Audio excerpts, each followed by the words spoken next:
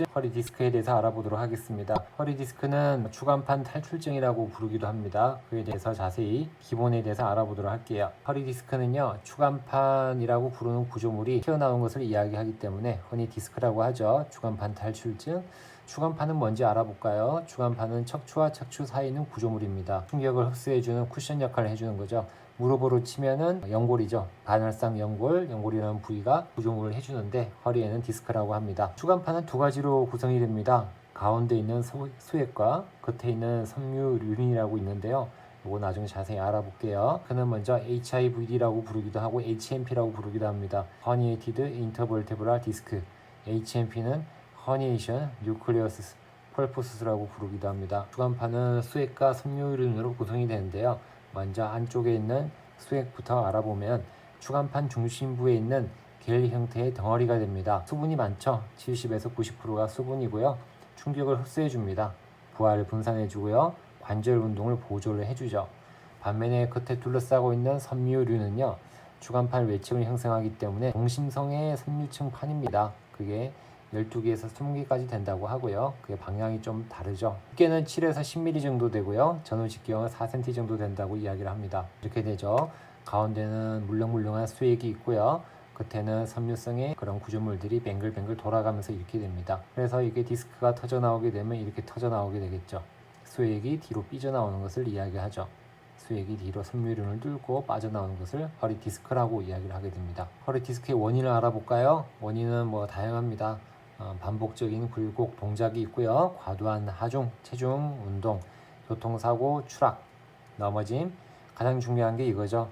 노화와 퇴행성 변화가 됩니다. 이런 거는 유전적 요인이 가장 크다고 하죠. 부모가 허리가 아프면요, 자녀분들도 허리가 아플 가능성이 높다는 거죠. 또 환경적 요인, 그래서 유전이 가장 많다라는 걸 알고 있으면 되겠습니다.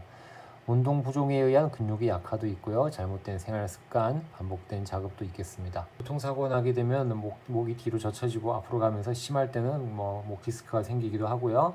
떨어지게 되면 허리 골절, 목골절이 생기면서 디스크가 생기죠.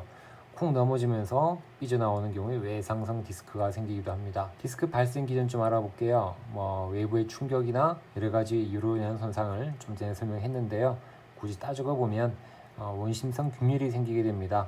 그래서 그것이 방사성 파열과 같이 동반이 되기도 하는데요. 손상된 추간판이 압박력과 전단력을 받으면서 추간판이 균열 사이로 수액이 삐집고 나옵니다. 그래서 뒤로 나와서 경막이라든지 신경근을 압박하게 되는 거죠. 경막을 압박하게 되면 허리 통증, 엉덩이 통증이 생기고, 신경근을 압박하게 되면 쭉 다리까지 저리는 방사통이 생기게 됩니다.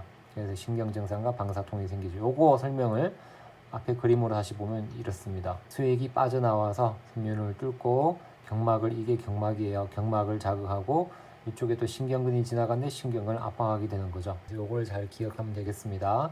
추간판을 균열 사이로 수액이 삐집고 나오는 것이 허리 디스크다 라고 알고 계시면 되겠죠. 위치입니다. 위치인데요. 90% 이상이 요추 4번, 5번에 생기게 됩니다. 그리고 또 요추 5번과 전추 1번 사이에 생기게 되는데요. 왜 그러면 위에보다는 밑에가 많은가요?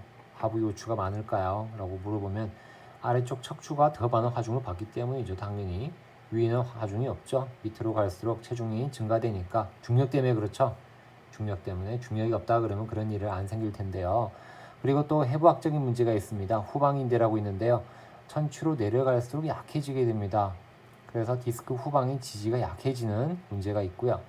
또 섬유륜 후방부는요, 전방 외측에 비해서 2분의 1 정도 두께가 얇아요. 뒤쪽이요. 앞쪽에 비해서. 그래서 뒤쪽으로 많이 삐집고 나오는 거죠. 요 그림 한번 볼까요? 후종인대가 쭉 내려오는데요. 또 5번과 전추 사이에서 가장 약하게 되겠죠. 여기는 두껍죠. 위에는, 밑에는 얇아요. 그러니까 후종인대가 취약점이 돼서 후방인대가 안 좋으니까 뒤로 삐져나오게 되는 거죠. 후방인대, 후종인대 같은 거예요. 그리고 또 평균되는 게 후종인대가 있는데 여기 말고 이쪽으로 빠져나오게 되겠죠. 그리고 여기도 보면은 섬유륜 후방부가 있죠. 얇다가 되어 있는데 앞에는 섬유륜이 좀 굵다 있으면 여기는 한 개밖에 없죠.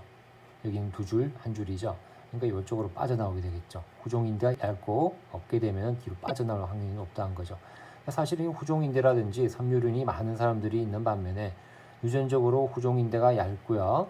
그리고 또 섬유륜이 뒤쪽으로 워낙 또 작은 사람들은 체중이 많이 나가게 되면 유전적으로 빠지고 후천적으로 빠질 수밖에 없다는 거죠. 섬유륜에 대해서 조금 더 설명을 해볼게요. 여러 층으로 구성이 됩니다.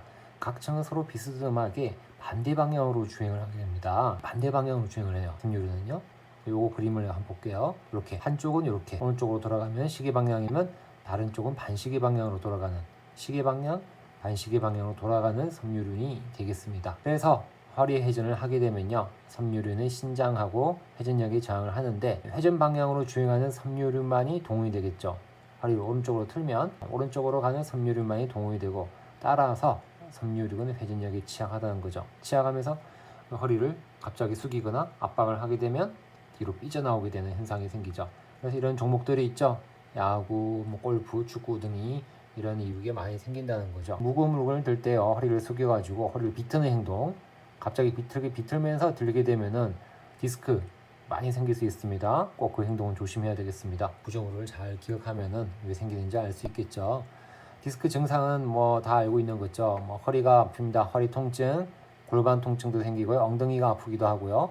허벅지까지 아프기도 하죠. 그래서 이런 하지 방사통이 생기면 허벅지뿐만 아니라 종아리까지, 심하면은 발목, 발가락까지 저림 현상이 생기게 됩니다. 그리고 심하게 튀어나와서 신경근을 압박하게 되면 감각저하도 생기고요.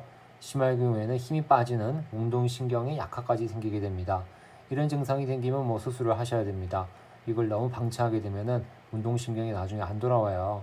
그러니까 운동신경의 증상이 있고 감각저하가 생겼다라고 생각이 들면은 빨리 병원 가셔서 디스크 수술을 하셔야 되겠죠. 그래서 이런 것까지 오늘 알아봤고요. 다음 영상에는 허리 디스크의 진단과 치료에 대해서 알아보도록 하겠습니다. 항상 선천병원 영상 잘 보시는 여러분께 감사드리고요. 처음 보시는 분이 있다 그러면 좋아요와 그리고 구독을 누르시기 바랍니다. 감사합니다, 여러분.